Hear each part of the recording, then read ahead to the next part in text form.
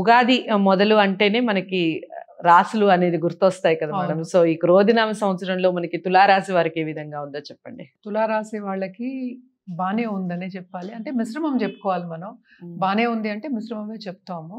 First ఆదాయ వ్యయాలు చూద్దాము. ఆదాయం 2, వ్యయం 8, రాజపూజ్యం 1, అవమానం 5. ఓకే.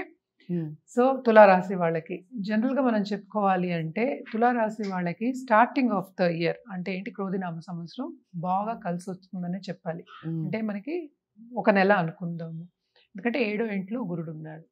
ఇప్పుడు 8వ ఇంటికి వెళ్ళిన తర్వాత కొన్ని ప్రాబ్లమ్స్, నెగటివిటీ అనేది స్టార్ట్ అవుతుంది అనమాట. దేంట్లో నెగటివిటీ స్టార్ట్ అవుతుంది అనేది చూద్దాం ఫస్ట్.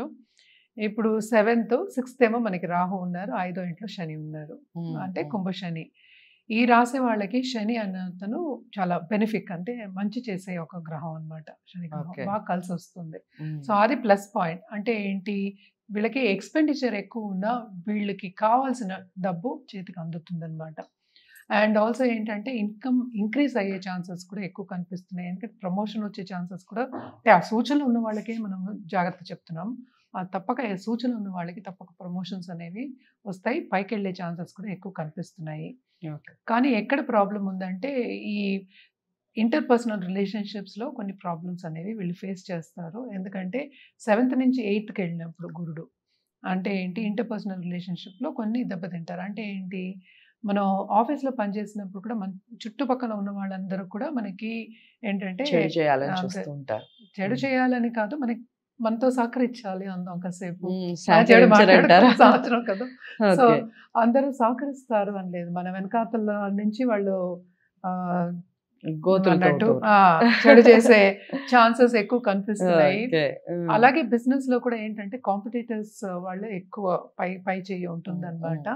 మనం ఎంత ముందుకెళ్దాం దూసుకెళ్దాం అనుకున్న వాళ్ళందరికీ కొన్ని అడ్డంగాలు అనేవి తప్పవు. కానీ ఏంటంటే ఇదే దీంట్లో ఉన్న లాయర్స్ కానీ లేకపోతే ఇప్పుడు జడ్జెస్ కానీ వాళ్ళు బేసిక్గా మనం ఏంటి లిబ్రా అంటే తులారాశి అంటే అంతే కదా, తులం మనం చెప్తాము, వాళ్ళందరికీ బాగుంటుందనే చెప్పుకోవాలి. అలాగే పొలిటికల్గా కనెక్షన్ ఉన్న వాళ్ళు కానీ గవర్నమెంట్లో ఉన్న కానీ చాలా బాగుంటుందనే చెప్పుకోవాలి గవర్నమెంట్ వాళ్ళకి. ఎందుకంటే 5th శని అంతే కదా వాళ్ళు ఇస్తాడు. అలాగే ఏంటంటే చదువుకునే వాళ్ళకి స్టూడెంట్స్ చాలా శ్రమ పడాలి అని చెప్పాలి. అందుకనే మిశ్రమం అని చెప్పాం. చాలా శ్రమ పడితే కానీ ఫలితం అనేది దొరకదు. అంటే ఏంటి, ఒకసారి నేను చదివేసి నాకు వచ్చేసింది అనుకోకుండా శ్రమ అధికం పెట్టాలి. అంటే ఎక్కువ టైం దాని మీద కాన్సన్ట్రేట్ చేసి ముందుకు సాగుదాం అనుకునే వాళ్ళందరూ మంచి ఫలితాలే బాగుంటుంది. అలాగే 6th రాహు ఉంటేనే మనకి ఎక్స్పెండిచర్ అనేది మనకి చాలా చాలా ఎక్కువ అని చెప్పాలి. 12th కేతు ఉన్నారు.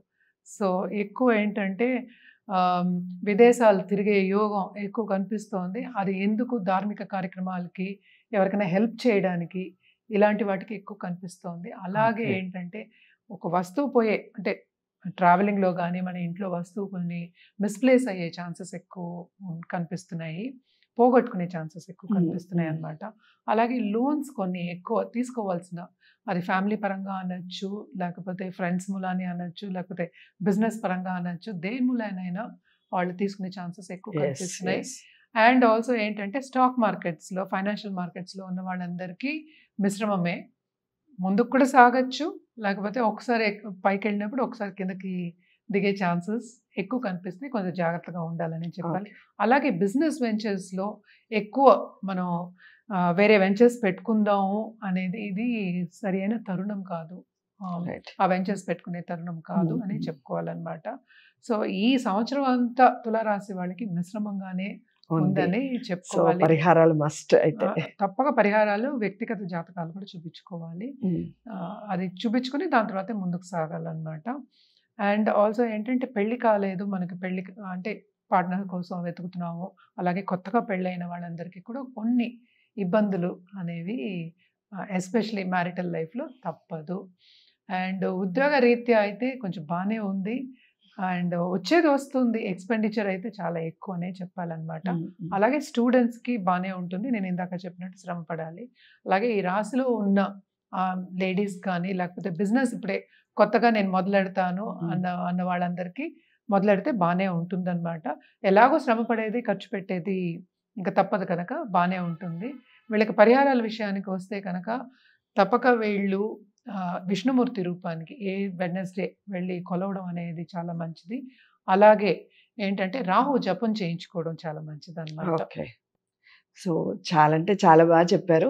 తులారాశి వారికి కాస్త మిశ్రమ ఫలితాలు అని చెప్తున్నప్పటికీ మీరు పరిహారాలు చేసుకోవడం వల్ల మంచి ఫలితాలు పొందవచ్చు. పరిహారాలు చేసుకోవాలి అంటే ముందు వ్యక్తిగత జాతకాన్ని పరిశీలించుకోవాలి. మీ జాతకం, మీ రాశి, అలాగే మీ నక్షత్రం, ఈ విషయాలన్నీ వివరాలు తెలిసిన తర్వాతనే పరిహారం చేసుకుంటే దానికి తగ్గ ఫలితం లభిస్తుంది. సో అది లభించాలి అంటే స్క్రీన్ మీద కనపడే నెంబర్కి కాల్ చేయండి. మేడం అపాయింట్మెంట్ లభిస్తుంది. మీకు తగ్గ పరిహారం చెప్పడం జరుగుతుంది. సో ఈ వీడియోని అందరూ లైక్ చేస్తారని అనుకుంటున్నాను. అందరికీ షేర్ చేసే ప్రయత్నం చేయండి. ఛానల్ని సబ్స్క్రైబ్ చేసుకోవడం మర్చిపోవద్దు. తదుపరి రాశితో మళ్ళీ కలుస్తాను. ఇంతవరకు సెలవు. నమస్తే.